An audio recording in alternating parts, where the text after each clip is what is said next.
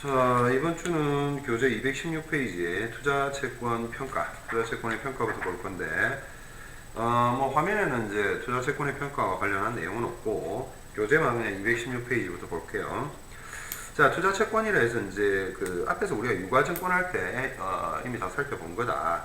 그래서 이제 뭐 내용을 좀 꼼꼼히 보면, 투자채권의 평가에 있어서 결과적으로 이제 매도 가능 증권이나 만기 보유 증권을 이제 어떻게 평가할 것인가 하는 그런 문제가 있다는 거죠. 그래서 그거 뭐 앞에서 본 건데 이 무형자산이 화면에 나온 거는 이제 다 이거 끝나고 나서 볼 거고. 자, 투자 유가증권 중 투자채권은 사채나 국공채를 장기 투자 목적으로 구입한 것으로 기업회계 기준상 투자채권은 매입가액에 부대비용을 가산한다. 통상적으로 뭐 어떤 자산이든지 매입가액에다가 부대비용을 가산하도록 하고 있고, 자, 이에 이제 총평균법 그리고 이동평균법을 적용해서 산정한 취득원가를 재무상태표 가액으로 하도록 해서 일단 취득원가 및 출처 취득원가주의를 원칙으로 하면서 그 보유 목적이나 능력에 따라서 매도 가능 증권, 만기 보유 증권으로 구분한다. 자, 일단 이제 우리가 투자채권에서 단기 매매 증권 없네, 단기 매매 금융자산, 그것은 이제 단기간의 시세 차익을 목적으로 하고 있기 때문에 비유동자산으로 분류하는 게 아니라 유동자산으로 분류하니까 여기서 빠졌다는 거죠. 자, 밑에 두 번째 문단, 취득원가로 기록된 투자채권은 결산 시점에서 매도 가능 증권으로 분류된 투자채권은 시가법에 따라 장부가액을 조정하고 만기 보유 증권으로 분류가 됐다 한다면 상각부원가법에 따라서 장부가액을 조정한다. 자, 그러면 일단 매도 가능 증권으로 분류된 투자채권은 시가법, 즉 시가법이라는 게 결국에 이제 공정가치를 적용한다는 얘기고, 그 당시의 시가를 확인해서, 자, 그러면 여기서 기억해야 될 거, 앞에서 이제 우리가 매도 가능 증권 내지는 매도 가능 금융자산의 평가 이익이나 평가 손실이 있을 경우에는 어떻게 한다 했다. 자, 자산 자본 항목에 보면 기타 포괄 손익 누계액이 들어가 있다 했죠. 그래서 이제 거기에 들어가 있다가 해당 매도 가능 증권이 처분되어질 때 거기에 있던 매도 가능 증권과 관련된 평가 이익이나 평가 손실도 함께 제거되어진다 하는 겁니다. 자, 1번 보시면 매도 가능 증권으로 분류한 경우에는 시가법입니다. 자, 투자채권을 매도 가능 증권으로 분류한 경우에는 장부가액과 공정가액이 다른 경우, 시장성 있는 투자 주식의 경우와 마찬가지로 공정가액. 자, 이거는 뭐 유가증권에서 봤던 거다. 자, 그래서 예제를 바로 한번 보게 되면 주혜전은 2018년 1월 2일 청운주의 채권을 액면가액으로 취득하였다. 채권의 액면 총액은 1,000만원이고 이자율은 10%이며 이자 수치율은 매년 말이다. 주혜전은 이 채권을 장기간 보유할 목적이다. 취득 시 대금은 수표로 지급하였고 이자는 현금으로 받았다. 취득 시와 결산 시에 분개를 하라. 자, 1월 2일 날 매도 가능 증권 얼마에 취득했다. 액면 총액 1,000만원이다. 그래서 1,000만원 이제 분류했죠. 자, 근데 이 채권을 장기간 보유할 목적이다. 대금은 수표로 지급했고 이자는 현금으로 받았다. 자, 취득했을 때 1,000만원 하는 거 알겠고, 이자를 현금으로 받았으니까 차변에 현금 100만원이 들어갈 거고 대변에는 이자 수익 100만원 이렇게 들어가겠죠. 자, 이때 장기 보유 목적의 국채, 공채, 사채, 기타의 채권으로 취득원가와 액면가액이 다른 것은 그 차액을 상환기간에 걸쳐 유효이자율법을 적용하여 취득원가의 이자 수익에 가산한다. 자, 이거는 이제 조금 복잡한 내용인데 장기 보유 목적의 국채, 공채, 사채, 기타의 채권으로 취득원가와 액면가액이 다르다. 취득원가 액면가액이 다르다 한다는 것은 결국에 할인 차감이 생긴다거나 할증 차감이 생긴다는 얘기죠. 자, 그러면은 유효이자율법 적용해서 취득원가 이자 수익에다 플러스 마이너스 해줘야 된다 하는 거죠. 그러니까 삼각표를 작성한다는 얘기지. 근데 뭐 일반적으로는 여러분들이 이제 매도 가능 증권으로 분류를 했다 한다면 시가법, 즉 공정가치를 적용한다 이렇게만 알아두면 되겠고, 그 다음에 오른쪽에 이제 한편 되어 있는 투자채권의 장부가액이 공정가액과 다른 경우에는 공정가액을 재무상태표 가액으로 하며 그 차액을 조금 전에 얘기했죠. 매도 가능 증권 평가 이익 밑줄 치고 또는 매도 가능 증권 평가 손실 밑줄 치고, 자, 이것은 기타 포괄 손익 누계액으로서 자본 항목에다 넣는다는 거죠. 자, 이 경우 투자채권의 공정가액이 하락해서 회복할 가능성이 없는 경우에는 매도 가능 증권 손상 차손의 과목으로 해서 단기 손실로 처리를 한다. 자, 이제 회복 가능성이 없을 경우에 그렇다 하는 얘기입니다. 자, 두 번째입니다. 만기 보유 증권으로 분류한 경우에는 상각부 원가법이다. 자, 만기 보유 증권은 투자 채권을 만기까지 보유할 의도와 능력이 있을 경우에 처리하는 투자 유가증권 계정이다.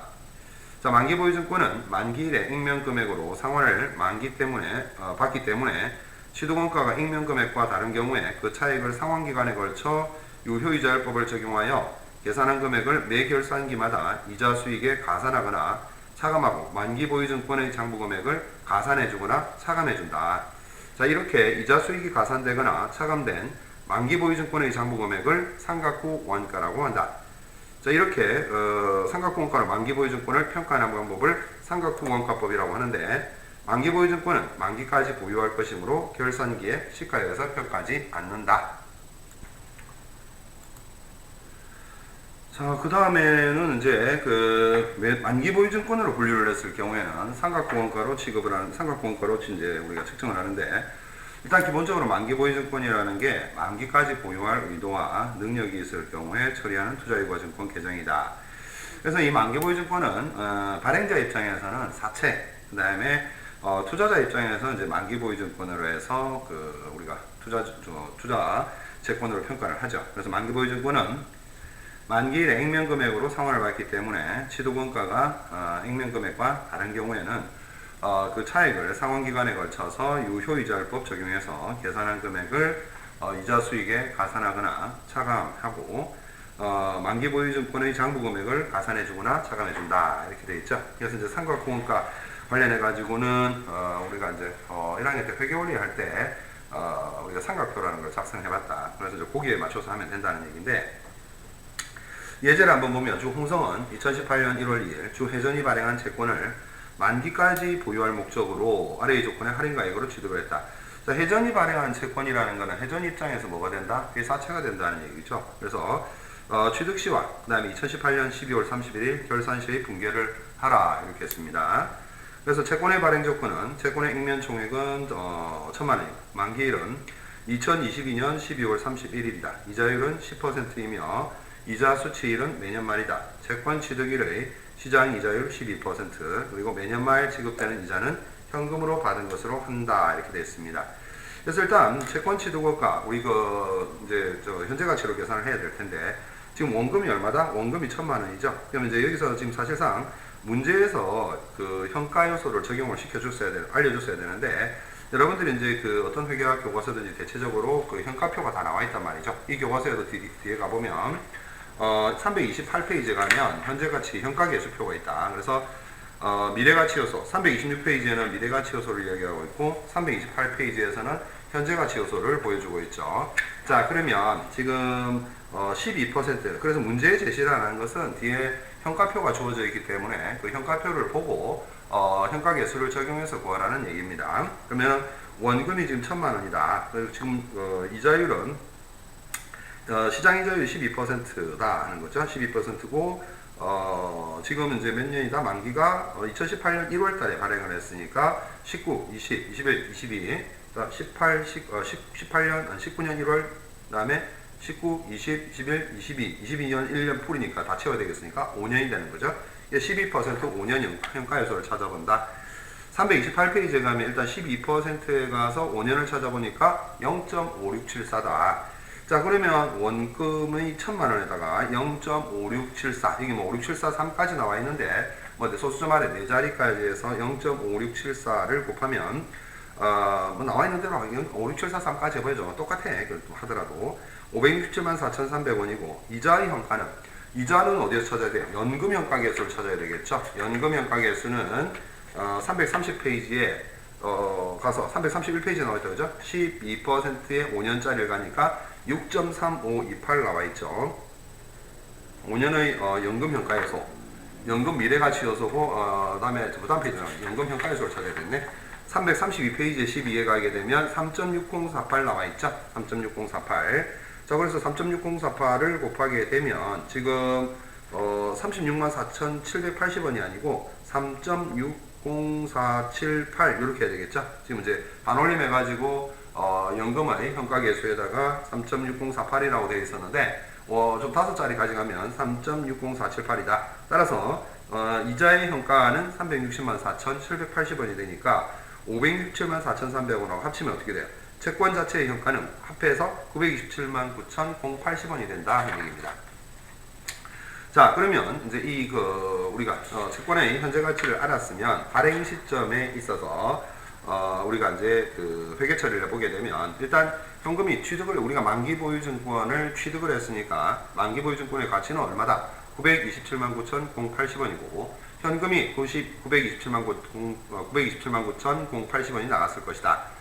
자, 2018년 12월 31일 날 이제 첫 우리가 이자 수익 계산을 해야 돼요. 자, 그러면 어디에다가 927만 9,080원에다가 이자 수익은 927만 9,080원에다가 이자 수익은 0.12니까 111만 3,489원이 된다. 자, 여기서 액면 이자가 10%였다. 그러면 현금 100만원 받고 결국에 거기 111만 3,489원에서 100만원을 빼게 되면 11만 3,489원이 만기 보유증권에다가 가산을 해주는 것이다. 그러니까 이걸 이제 해마다 계속 반복적으로 이러한 회계 처리를 해주게 되면 마지막에 5년 만기가 됐을 때 만기 보유증권은 액면 가액과 일치를 하게 된다. 그런 얘기죠. 자, 그 다음에 218페이지에 기타 투자자산 이렇게 나와 있는데, 자, 일단 이때 기타 투자자산에서는 지금 나오는 것들이 장기금융상품 그리고 장기대여금, 투자부동산 이렇게 나와 있다. 교재에는 물론 뭐 기타 투자자산에 다른 여러 가지 종류도 있을 수는 있겠죠. 자, 먼저 장기금융상품입니다. 장기금융상품은 유동자산에 속하지 않는 금융상품으로 만기가 1년 이상인 정기예금, 그 다음에 정기적. 여기서 이제 우리가 만기가 1년 이상이라는 얘기가 기본적으로 지금 우리가 화면에서 비유동자산을 보고 있으니까 비유동이라는 것은 유동과 대비해서 1년 이상이라는 얘기가 되겠죠. 자, 1년 이상인 정기예금, 정기적금 등 저축성 예금과 사용이 제한되어 있는 특정 현금과 예금 등으로 그 내용에 대해서는 주석에 기재를 하도록 하고 있다. 자, 그래서 뭐 특정 현금과 예금, 감채기금 예금, 사업 확장 위한 예금, 양건 예금 이렇게 나와 있는데 이거 몰라도 된다. 모르고 여러분들은 장기금융상품이라는 것은 만기 1년 이상인 정기예금이나 정기적금 등을 이야기하는 것이다. 2019년 5월 1일 중앙주식회사는 미래은행에 1,000만 원을 만기로 정기예금을 했다. 자, 현금 일단 1,000만 원 나갔겠죠? 차변에 장기금융상품이 1,000만 원이 되는 것이고 2019년 12월 31일 위 정기예금과 관련한 이자 수익 30만 원을 받았습니다. 인식했다. 받은 게 아니라 자, 인식만 했으니까 실제 받았으면 현금이 돌아갔겠지만 정기예금 같은 경우에 있어서는 장기예금 같은 경우에 있어서는 1년 이상짜리 정기예금 또는 장기금융상품 이런 경우에 있어서는 만기가 될 때까지는 그대로 보호 이제 우리가 은행에 예치를 해두기 때문에 그 증가만 시켜준다. 이자 수익 인식하고 장기금융상품을 30만 원만큼 차변에 증가시켜주는 이러한 회계 처리를 하도록 하고 있다 하는 겁니다. 자, 219페이지에 장기대여금이 나옵니다. 장기대여금은 상환기간이 재무상태표일로부터 1년 이상인 대여금을 말하는데 이와 같은 장기성 채권은 명목가치와 현재가치의 차이가 중요한 경우 현재가치로 평가를 하고 그 채권은 채권의 차감 계정인 현재가치 할인 차감으로 기록을 하도록 하고 있습니다. 자, 그 다음에 투자부동산입니다. 투자부동산은 목적 자체가 뭐겠습니까? 투자의 목적이죠. 그래서 투자의 목적도는 비영업용으로 사용하는 토지, 소유하는, 사용이 아니라 소유하는 토지, 건물 및 기타의 부동산을 말하며 그 내용을 주석으로 기재를 하도록 하고 있다. 자, 그래서 밑에 관련 내용들이 잔뜩 나오는데 좀 중요한 부분만을 조금 보면 부동산 회사나 건설 회사 입장에서는 보통 부동산을 뭐로 분류합니까? 재고자산으로 분류를 하겠죠. 그 부동산을 처분하는 데니까 영업활동을 쓰니까. 자, 그리고 토지를 영업활동에 사용하기 위한 건물이나 공장을 짓기 위해서 구입한 경우는 뭐가 됩니까? 유형자산이 되겠죠. 그래서 첫 번째 재고자산 동그라미 치고 두 번째 내려와서 유형자산 동그라미 친다. 따라서 제조기업 등이 투자 목적으로 구입한 경우에만 제조기업 등이 투자 목적 동그라미 치고 그때 투자자산으로 분류한다. 거죠. 이와 같이 투자부동산 계정은 시세차익 또는 임대수익을 얻을 목적으로 부동산에 투자할 경우에 사용되는 과목으로 구입대금과 취득시 재비용을 합한 금액으로 투자부동산 계정의 차변에 기록하도록 하고 있다. 또한 투자부동산은 보유기간 동안 자본적 지출에 해당하는 추가원가를 장부금액에 가산하도록 하고 있다 하는 것이고, 자, 국제유기 기준에 따르면 투자부동산의 평가는 동그라미 친다. 원가법 그리고 시가법 중에서 그 다음에 선택 동그라미 친다. 그러나 투자부동산을 보유하고 있는 기업은 재무상태표 표시와 관계없이 반드시 공정가치 동그라미 공정가치를 측정해야 된다. 재무상태표에는 원가법 또는 시가법에 의한 금액을 선택적으로 나타낼 수 있으나 원가법을 택한 경우 시가법에 의해 책정한 금액을 주석으로 공시하도록 요구하고 있기 때문이다. 실질적으로 시가법을 권장하고 있죠. 그러니까 뭐 공정가액을 측정해야 된다는 얘기는 가급적이면 시가로 평가를 하라 하는 얘기입니다. 자, 투자부동산을 시가법에 의해서 평가해서 발생한 투자자산 평가이익과 투자자산 평가 손실은 영업외 손익 항목으로 해서 당기손익으로 인식한다. 당기손익 동그라미. 자, 이와 같이 투자부동산의 경우에는 유형자산의 평가와 같이 공정가치로 평가를 하지만 유형자산에서는 이를 자산 재평가라고 해서 구분을 하고 있더라. 자, 그 이유는 뭐냐? 공정가치로 평가를 하는 경우에 단기매매 증권과 같이 기말의 평가손익을 모두 당기손익으로 인식하지만 자산 재평가에 있어서 평가이익의 경우에는 재평가이익여금으로 기타 포괄 소기능 무계획으로 처리를 하고 평가손실인 경우에만 당기손익으로 인식한다. 결국 이제 처리 방법이 다르다는 얘기죠. 그래서 자산 재평가를 하게 되면 재평가이익여금이라는 게 나올 수가 있는데 이러한 재평가이익여금은 당기손익에 반영하는 것이 아니라 자본 항목에 있는 기타 포괄 손익 유계획 항목으로 처리를 하고 평가 손실인 경우에만 당기손익으로 인식한다. 왜 그럴까요? 자, 이것은 보수주의에 입각해서 그렇다는 겁니다. 자, 투자부동산에 대해서 공정가치로 평가하는 경우에는 건물처럼 삼각 대상이 되는 투자부동산의 경우에도 감가상각을 하지 않는다. 자, 우리가 내용은 그 정도로 봤고 220페이지로 가게 되면 2019년 5월 1일 예지주는 장기투자이익을 목적으로 3천만원의 토지를 취득하고 중개인 수수료, 부동산 등기비용 100만원을 수표를 발행해서 지급을 했습니다. 자, 그러면 3천만원의 토지를 취득하기 위해서 부동산 중개비용 100만원을 줬다. 등기비용까지 해서. 자, 그러면 해당 투자부동산의 취득한 부분은 뭐가 된다? 매입부대 비용이 되는 거죠. 그래서 3,100만원이 되고 당좌예금 3,100만원이 빠져나가는 이러한 회계 처리를 해주면 된다. 자, 2019년 12월 31일 위 토지의 공정가치가 3,500만원으로 평가되었다. 자, 그럼 투자부동산으로 400만원 증가시켜줘야 되겠죠. 원래 3,100이었는데 평가이익 400 잡아주면 되겠고, 그 다음에 2020년 8월 21일 위 토지를 3,700만원에 처분하고 중개수수료 15만원을 차감한 금액을 당좌 수표로 받았다. 자, 그럼 실제로 받은 돈 얼마다? 3,700에서 15만원이 차감된 3,685만원의 현금이 들어왔고, 투자부동산 토지가 원래 얼마로 잡혀 있었다? 3,100에서 우리가 그 평가이익 400 잡은 것까지 해서 토지는 3,500이 나갔고, 결과적으로 투자부동산을 처분하면서 얻은 이익은 185만원이 된다는 얘기입니다.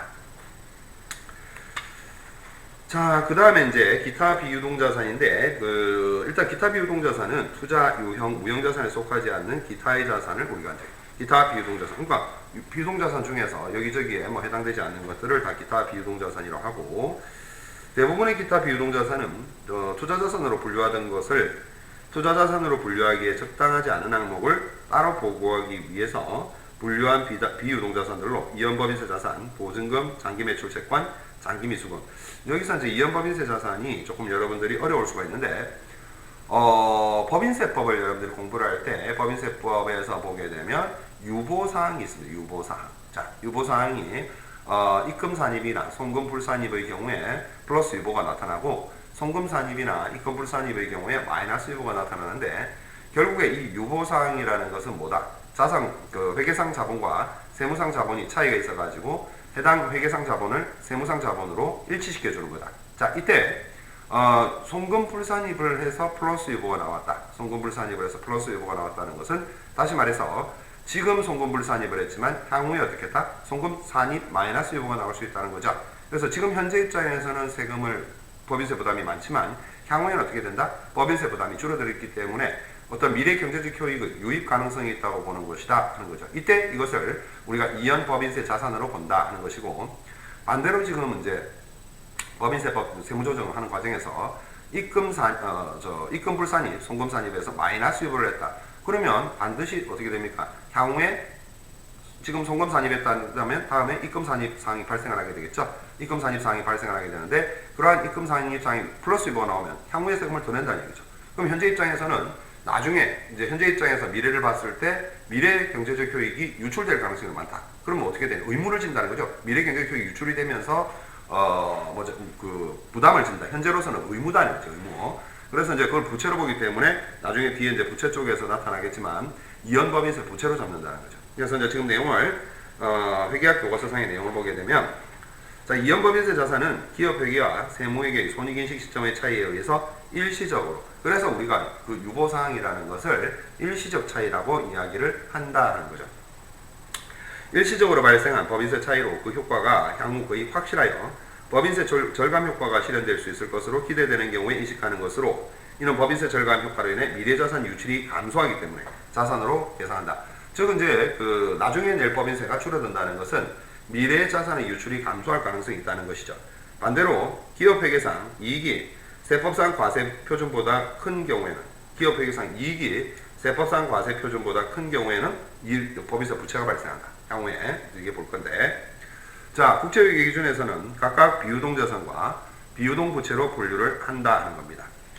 이연 주식 계산은 2018년 결산 시점에서 법인세 비용 차감 전 순이익이 800만 원이며 법인세법상 과세 표준은 1000만 원이다. 자, 양자 일시적으로 발생. 자, 법인 결산 시점에 이익이 800만 원인데 법인세법상 과표가 1000이라는 것은 뭐예요? 이건 입금산이 플러스 유보라는 게 발생을 했다는 겁니다. 그럼 향후에 뭐가 발생한다? 송금산이 마이너스 유보가 발생한다. 결국에 향후에 법인세 절감 효과를 가져올 수가 있더라. 자, 근데 200만 원이지만 자, 이 양자 일시적으로 발생한 것으로 차기 이후 그 효과가 확실한 것으로 판단이 된다. 자, 그러면 이 차이 금액 200만 원에다가 법인세 20%를 냈을 때 그게 얼마? 40만 원이죠. 그게 이제 차변에 이연 법인세 자산으로 해서 40만 원이 나타나게 되고, 법인세법상 과세 표준이 1000만 원이기 때문에 법인세율 20%로 하면 얼마 되죠? 미지급 법인세 200만 원이 되고, 결국 미지급 법인세와 이연 법인세의 차이가 되는 나머지 160만 원이 뭐가 된다? 법인세 비용이 되더라 하는 거죠. 자, 발생주는 2018년 결산 시점에 법인세 비용 차감 전 순이익이 500이고 법인세 과표가 얼마가 됐다? 400만 원이 됐죠. 반대가 됐다. 그죠? 자, 그러면 결산상 당기순이익인 500만 원에서 법인세 과세 표준이 400만 원이 됐다는 것은 손금산입 마이너스 유보가 나왔다는 얘기입니다. 자, 그러면 지금은 손금산입하면서 마이너스 유보가 나왔기 때문에 법인세 줄어들죠. 하지만 미래에는 법인세를 더 부담해야 되는 상황이 발생한다. 자, 양자 일시적 차이로 발생한 것으로서 차기 이후 납부할 법인세가 증가할 것이 확실할 것으로 판단이 된다. 그래서 법인세율을 20%로 가정하는 경우에 결산 정리 분계를 하라. 자, 일단 우리가 일단 미지급 법인세가 얼마가 된다. 위와 똑같이 계산한다면 법인세 과표 기준으로서 400만 원에다가 20%를 한다면 대변에 미지급 법인세가 80만 원이 나오죠.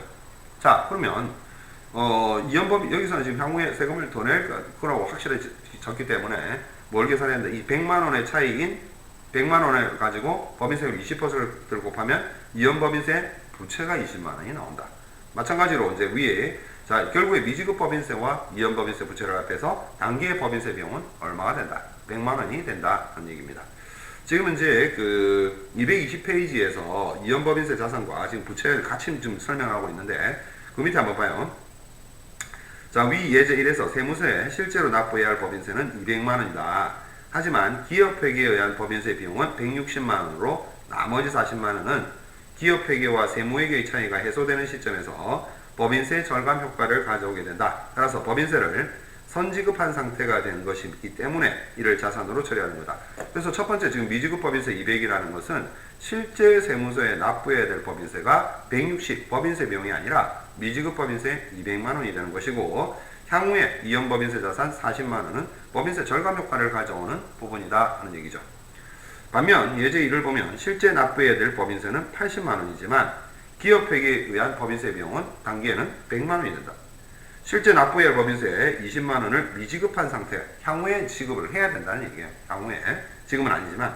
그러니까 지금 그 2번 같은 경우에는 실제 법인세 납부액 80만 원이야. 하지만 지금 발생한 어떤 세무조정상, 어떤 일시적 차이로 인한 세무조정상 때문에 향후에 20만 원에 해당하는 법인세를 더 납부해야 되는 상황이죠. 그래서 향후 차이가 해소되는 시점에서 법인세를 더 납부해야 하는 부채에 해당된다.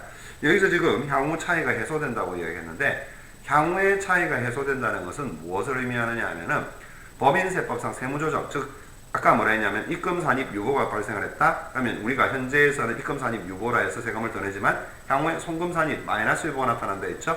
그거는 이제 세무조정상에서는 반대 세무조정으로 유보사항이 소멸한다. 이렇게 이야기를 하는 거고, 마찬가지로 지금 송금 산입 마이너스 유보가 발생했다. 자, 지금 세금 덜 내지만 향후에 법인세 더 내야 된다 하는 거죠. 자, 그걸 뭐라고 하느냐면은 또 마찬가지로 반대 세무조정을 통해서 마이너스 유보사항이 소멸된다. 이렇게 표현한다는 겁니다.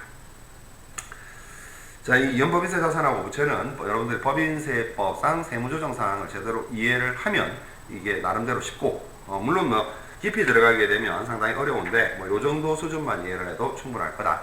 첫 시간은 여기까지 하도록 하고 다음 시간에 보증금부터 이어갈게요.